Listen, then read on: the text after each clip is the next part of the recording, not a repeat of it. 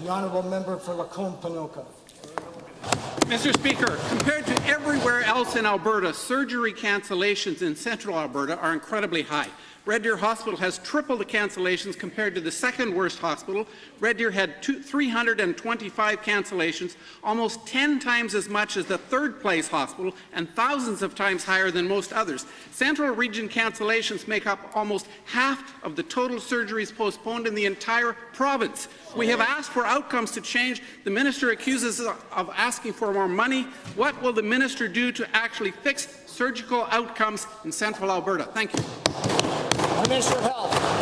Thank you very much, Mr. Speaker. I've had the opportunity to visit Red Deer Hospital, and I have to say I commend the staff for their diligent work and making sure that they are taking care of patients and patient needs first. And I want to remind everyone that last year, during construction at the hospital, there was a flood that impacted emergency rooms and required some of those surgeries to be moved elsewhere, Mr. Speaker. And that's because nothing is going to stand between patient safety and this government, Mr. Speaker. We're always going to make sure that we have backs of Alberta families, and we're working to make their lives better. Members opposite want us to bring forward deep, rash cuts, Mr. Speaker. We're not going to do that. We're going to make sure that we're working thoughtfully, finding efficiencies, and protecting Alberta families and addressing wait times across the province, Mr. Speaker.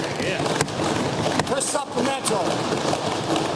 Given that we have asked for a report that would immediately act to reduce surgical wait times for patients who are suffering, and given that no explanation has been granted as to why central Alberta health outcomes are so far below the rest of the province, those who are having life-altering surgeries postponed are not having their day brightened by free light bulbs. If the government cannot tell us how they are going to fix the problem, can the minister at least tell us what metrics they are examining to identify the problem with surgical wait times in central Alberta?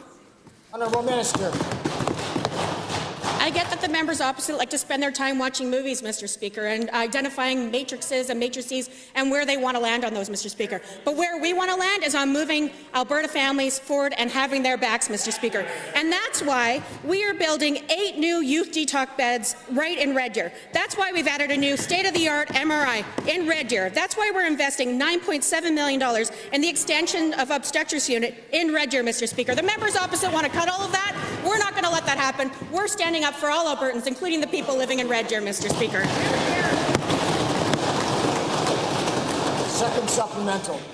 Given that wait times in other parts of the healthcare system are also failing, such as the requirement that seniors be placed in continuing care facilities within 30 days, recent data reveals that the 30-day limitation is being exceeded. It would seem that this is a systemic problem. The NDP have had 2 years to create solutions, yet we see a continuing downward spiral in placing seniors within the 30-day period. What is the NDP doing to ensure that seniors are in fact placed in care within the 30-day limit? The Honourable Minister. Thank you very much, Mr. Speaker, and thank you for the opportunity to highlight the fact that we are on track to meet our 2,000-bed commitment for make sure that Albertans can age in communities throughout our province, Mr. Speaker. Thank you so much for the opportunity to highlight that we're investing in 550 long-term care beds in Budget 2017 alone, Mr. Speaker. Thank you so much for giving me the opportunity to highlight that we know the members opposite have no intention of investing in health and education. All they can say is cut, cut, cut, Mr. Speaker. And instead, the Albertans have elected a government that's got their back, that's going to stand up for their rights to age in community and have a quality of life, Mr. Speaker, unlike the members opposite.